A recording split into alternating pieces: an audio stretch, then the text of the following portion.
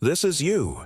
You're 62 years old, and you're kneeling on the dirt floor of a ranch you don't recognize. 3 hooded men have their guns pointed straight at your head. One of them is holding a satellite phone and repeating the same phrase every 30 seconds. Pick up, pick up, pick up. They're calling your son, the same son you built an empire for, the same son who's now the most wanted man in the country. The same son for whom they're about to execute you right now if he doesn't answer that call in the next 15 minutes. You feel the damp earth on your knees, the cold barrel against the back of your neck, and a thought drilling through your skull harder than any bullet ever could. You put him here. You gave him this world. You taught him the rules of a game where now you're the piece they're about to sacrifice. But to understand how you ended up with your face against the ground and a clock running against you, we have to go back to the beginning. The real beginning. When you had no name, you had no power, you had absolutely nothing. You're born in a mountain village in the Sierra of Durango that doesn't appear on any official map. 200 souls, maybe fewer. Adobe houses with tin roofs, a dirt road that becomes impassable every rainy season. A one-room school where a single teacher teaches kids of all ages at the same time. Your father is a day laborer. He works other people's land from sunrise to sunset, and what he earns barely covers tortillas, beans, and salt. Your mother washes clothes in the river and sews patches for the families in the village. You have 4 siblings. You're the second. You sleep on a straw mat you share with your older brother. Your shoes are sandals your mother makes from pieces of old tires. And you know hunger before you know your letters. That real hunger that wakes you up before dawn with your stomach stuck to your spine, that makes you eat prickly pears from the hillside when there's nothing on the table, that teaches you from childhood that dignity is a luxury the poor can't afford. At 11, your father pulls you out of school. He needs another pair of hands on the plot. He doesn't ask if you want to keep studying. There's no room for that kind of question when survival takes up every minute of the day. You learn to plow, to plant, to harvest a scrawny corn that never yields enough. You learn that the land is generous with those who have water, fertilizer, and machinery, and merciless with those who only have their hands. At 13, your father dies. He collapses in the middle of a furrow on a Tuesday in August. Massive heart attack. They find him face down on the land he worked for 30 years without that land ever giving him back enough to live without anguish. There's no money for a proper funeral. The neighbors chip in for the coffin. Your mother ages 10 years in 1 week. And you, at 13, with the skinny body of a kid who's eaten poorly his whole life, become the one responsible for feeding a family of 6. You work whatever comes up. Day laborer, hauler at the regional market, a construction helper in a neighboring town. You walk 2 hours there and 2 hours back every day. You earn just enough so your mother can put something on the table. It's not enough. It's never enough. Your little sister gets sick with an intestinal infection that a $10 antibiotic would have cured. But you don't have $10, and the nearest health clinic is 6 hours away by bus. The girl survives by a miracle. But that night, while you listen to her crying in pain on the mat, something changes inside you forever. Something breaks and something hardens at the same time. You decide you're not going to die poor. You're not going to let your family keep living like this, no matter what it costs, no matter what line you have to cross. At 14, you cross the Sierra for the first time to work on a cattle ranch on the other side of the state. 3 days of hiking along trails that only mule drivers and certain men who transport things nobody talks about out loud ever use. On that ranch, you meet Don Carmelo, a 60-year-old man, quiet, hard, with hands like stone, and a gaze that seems to read your intentions before you even form them. Don Carmelo teaches you to ride, to work cattle, to negotiate at the regional markets. But the most important thing Don Carmelo teaches you has nothing to do with cows or horses. He teaches you to observe. Watch more and talk less, he repeats every morning. The one who observes understands. The one who understands anticipates. The one who anticipates survives. That lesson becomes your fundamental principle. You observe everything. You memorize names, patterns, quantities, routes. Your mind works like a recording machine that catalogs every detail and stores it for future use. By 16, you understand perfectly what moves through the Sierra at night. You know what the mules are carrying. You know why certain ranches have hidden airstrips. You know why some men in town suddenly have brand new trucks while everyone else is stuck in the same misery as always. You're not part of it yet, but the seed is already planted. It just needs the right trigger. The trigger comes at 18, when you meet Rosario at a market in a nearby town. She's the daughter of a modest shopkeeper. She has the darkest eyes you've ever seen and a smile that transforms any space she walks into. You fall in love with the force that only people who have nothing else to offer but loyalty and promises can fall in love with. You promise her you're going to get out of poverty. You promise her a house made of real materials, not adobe. You promise her that your children will have new shoes, will go to real schools, will eat 3 meals a day without anything missing from the table. You promise her a future that in that moment you have no idea how you're going to build, but that you're willing to obtain at whatever price. You get married when you're 19. The wedding is at the village chapel, with a dress Rosario's mother sewed by hand and a meal that barely stretches to cover the closest guests. But that day, you're the happiest man in the Sierra. And a year later, your son is born. Your firstborn, a boy. When you hold him for the first time, when you feel that tiny weight in your arms, when those closed eyes open for an instant and seem to look straight at you, something reconfigures itself in the deepest part of your being. You feel a love you didn't know existed, a love so violent in its intensity that it scares you. And at the same time, you feel terror, an ice-cold terror running down your spine, because you look around and you see the same adobe house, the same town with no future, the same poverty waiting patiently to devour another generation. And you swear to yourself with the force of an oath that's carved into bone that your son is not going to live like this. Your son is not going to know hunger. Your son is not going to walk barefoot. Your son is not going to watch a sibling die because of a missing $10 for medicine. And that's where you cross the line. You start at the very bottom. Lookout, messenger, hauler. You do what you're told without asking, without complaining, without drawing attention. But your advantage shows up immediately. While everyone else is impulsive, loud, predictable, you're silent, methodical, invisible. You observe the weaknesses in the system. You identify the inefficiencies. You propose quiet solutions that the people above you notice. In 2 years, you go from hauler to the one running a minor route. In 5, you control an operational cell of 15 men. In 8, you already have your own structure, undefined territory, and a reputation that moves through the Sierra like smoke, making no noise but present everywhere. Your method is radically different from everyone else's.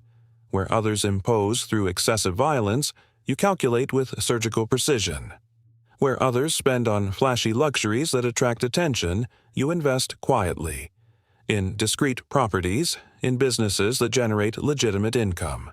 Where others accumulate enemies through arrogance, you build alliances based on mutual benefit. You understand something most people don't. This business doesn't run on bullets. It runs on intelligence, on discipline, and on the ability to make every person involved feel like they're gaining something by being with you. The money starts coming in amounts you never imagined. The first time you count 100,000 pesos in cash on a table, your hands tremble. Not from fear, but from the brutal contrast with your childhood. And 100,000 pesos. Your father didn't make that much in his entire life. You buy a real house for your mother. You buy new clothes for your siblings. You send your little sister to a private school in the state capital. And you buy the first big property for you and Rosario. A ranch with fertile land, its own water supply, space for your son to grow up running between trees instead of between adobe walls. Rosario doesn't ask where the money comes from. Not directly, but she knows. She knows with that intuition Sierra women have, the kind that reads truths in the silences. One night, while you're putting your son to bed, she says something from the bedroom doorway that stays nailed into your memory forever. Just promise me you won't destroy us with the same thing that's saving us. You don't promise her anything, because you've already learned there are promises that can't be kept. Your son grows up surrounded by everything you never had. Private schools, personal tutors. He eats books, new clothes, plenty of food. By 10, he speaks English. By 12, he understands advanced math. He's brilliant, genuinely brilliant, with an analytical ability his teachers describe as exceptional. And you insist obsessively on his education. You have to be smarter than me, you repeat to him constantly. I learned through beatings. You're going to learn from books. But at the same time, without realizing it, or realizing it and choosing not to stop, your son absorbs the other lessons, even the ones that aren't in any book. He sees the armed men guarding the property. He sees the armored trucks. He sees how people address you with a mix of respect and fear that isn't normal. He sees that politicians come to visit you, not the other way around. He sees that when you speak, the whole world goes quiet. And those silent lessons shape his character just as much as any math class. At 13, you bring him to your first major meeting. It's a mistake you make consciously. You arrive by helicopter at a ranch in the Sierra. 40 men are standing in formation waiting. When you step out with your son, they all stand up straight. You introduce him formally. This is my son. Someday, he'll take my place. Respect him the way you respect me. The men nod in silence. Your son doesn't fully understand what's happening, but he feels the gravitational weight of all those eyes. In that instant, he stops being just a boy. He becomes the heir. And you've just sealed his fate with your own words. The accountant enters your life around the same time. He's a thin, nervous man with designer glasses and a laptop he never lets go of. He studied international finance and has an extraordinary ability to make millions in cash disappear from the informal world and reappear converted into legitimate businesses. Restaurants, gas stations, real estate developments, import-export companies. He creates corporate structures across 14 different jurisdictions. He moves money through circuits so complex that even the tax authorities lose the trail by the third transfer. This man is worth more than 50 armed men, you explain to your son one day. The ones who pull triggers are replaceable. The one who knows where every cent is and how to move it without leaving a trace is irreplaceable. By 35, you're one of the most powerful figures in your region. By 40, you control a structure that spans 6 states. By 45, you have international connections involving 3 continents. Your son, now 26, is already operating with near-total autonomy. He took control of the territorial expansion with an efficiency that even you find surprising. But his style is different from yours. He's more direct, more aggressive, less patient. Where you would negotiate for weeks, looking for agreements that benefited all parties. He imposes conditions with a firmness that allows no pushback. And it works, you have to admit. It works with brutal effectiveness, but it creates tensions you would have preferred to avoid. And in the middle of all this, while your empire grows, your family quietly falls apart. Rosario develops chronic insomnia. She spends her nights walking the halls of the hacienda like an elegant ghost, with red eyes and a glass of wine that never quite empties. Your second son, the younger one, rebels in the only way he can. At 18, he announces he's going to study medicine in Guadalajara, that he doesn't want your money, that he's going to change his last name on every unofficial document, that he's not coming back. The last time you talk to him, he says something that becomes the phrase that haunts you most in the dark. I don't hate you, Dad, but every dollar you offer me has blood on it that I'm not willing to touch. And he leaves. And you let him go because you know he's right. And because at least one of your sons will have the life both of them should have had. And here's where I want you to do something. If this story is hitting you, if you're feeling what this man feels, leave me a comment telling me what country and what neighborhood you're watching from. Subscribe to the channel and hit the bell, because what comes next is where everything falls apart. your eldest son becomes the most wanted man in the country in an absurdly short period of time. His name circulates in international case files. Foreign agencies pressure the government. Operations multiply, and you, who always operated from the shadows, who built your power on absolute discretion, watch your son attract the kind of attention that in this business amounts to a death sentence. You try to warn him. You tell him to lower his profile, to move less, to delegate more, to disappear for a while, but he throws your own words back at you with your own eyes. Power isn't delegated, it's exercised. You taught me that. Presence is authority. You taught me that. The one who steps away loses control. You taught me that.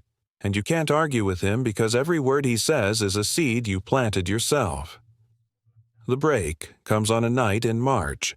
A rival group, allied with an internal faction that feels displaced by your son's rise, makes a move that hits you directly. They don't go after your son because they know he's too well protected. They go after you. The father, the founder, the link they believe is most vulnerable precisely because of your age and your decision to operate from the background. They intercept you on a rural road at 11 at night. 3 trucks block the path. Your 2 bodyguards are neutralized in seconds. They pull you from the vehicle, blindfold you, and transport you for what you estimate is 4 hours over dirt roads. When the blindfold comes off, you're in a cinder block room with no windows, a dirt floor, and a single lamp hanging from the ceiling. And there you are, now, on your knees, with 3 hooded men and a satellite phone ringing with no answer. The minutes pass. Each one weighs like an hour. The one who seems to be the leader of the group crouches down in front of you and speaks to you with a calm that's more terrifying than any scream. Look, sir, I respect you. You come from the old school, but your son disrespected people you don't disrespect. And since he won't show his face, you pay the bill. And in that moment, kneeling in the dirt, with the cold metal against the back of your neck, you think about your father dead in the furrow. You think about your mother washing other people's clothes. You think about your sister sick because of a missing $10. You think about Rosario on your wedding day, in that hand-sewn dress with that smile that could light up the entire Sierra. You think about your younger son studying medicine in Guadalajara, free from all of this. And you think about your eldest son, somewhere you don't know, probably without even knowing that right now his father is minutes away from dying because of decisions they both made. The phone rings one more time, and this time someone answers. It's not your son. It's one of his trusted men. The conversation is brief, coded, tense. You can't hear the details, but you read your captor's body language. Something shifts in the dynamic of the room. The leader stands up, makes a separate call, argues in a low voice. They come back. They lift you off the floor. They sit you in a chair. They offer you water. What happens over the next 6 hours you never fully tell anyone. There's a negotiation involving territories, percentages, guarantees. Your son gives up things he swore he'd never give up. He hands over territories that took him years to consolidate. He accepts conditions he would have rejected without a second thought in any other situation. All of it in exchange for getting you back alive. When they finally drop you on a back road near Culiacan, the sun is coming up. You walk to a gas station. You call from a payphone. In less than an hour, you have 20 men around you. Your son arrives by helicopter before noon. He hugs you with a force he hasn't used since he was a little boy. And in that embrace, you feel everything. The relief, the guilt, the love, the rage, the absolute helplessness of knowing this cycle has no end. That night, alone in your room at the hacienda, you make the hardest decision of your life. You can't stop your son. You can't dismantle what you built. You can't turn back time, but you can do one thing. You can protect what's left. You quietly contact a legal intermediary. You begin moving legitimate assets into the names of people with no visible connection to the organization. You create an offshore fund for Rosario. You set up a shielded account for your younger son. And the one in medical school clean money that comes from businesses that have been operating legitimately for years and can no longer be traced back to their origin. You prepare everything the way someone prepares a will, because you know the ending is just a matter of time. And while you do all of this, while you meticulously arrange the future of the people you love, you finally understand the monstrous irony of your life. You escaped poverty to give your family everything, and you ended up taking away the only thing that truly mattered: peace, normalcy, the ability to walk down the street without looking over your shoulder, the ability to grow old in peace, the ability to be nobody, which is the greatest luxury that exists, one the poor possess without knowing its value. You're 62 years old. You've survived 5 attempts on your life.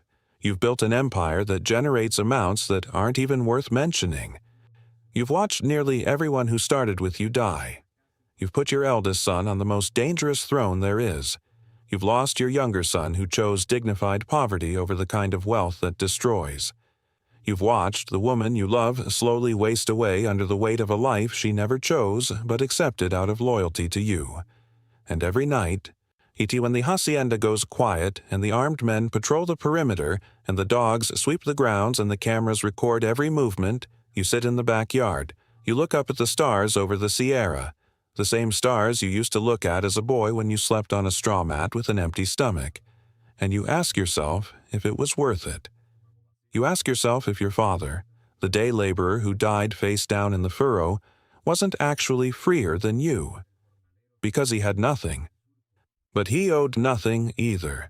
He had no power, but he had no fear either. He died poor, but he died at peace, and you're going to die surrounded by everything and completely empty. You are the father of the most feared man in the country, the architect of an empire built brick by brick with the best intentions and the worst methods. You wanted to save your son from hunger, and you condemned him to something infinitely worse. And you gave him everything except the only thing that mattered: the chance to be free. And that truth is what you carry every day, every hour, every minute, like a stone sewn to your chest that you can't remove, because removing it would mean admitting that your entire life was the longest and most costly mistake a father can make. If this story made you feel something, subscribe and share it. Sometimes the darkest stories are the ones that shed the most light on the decisions that truly matter.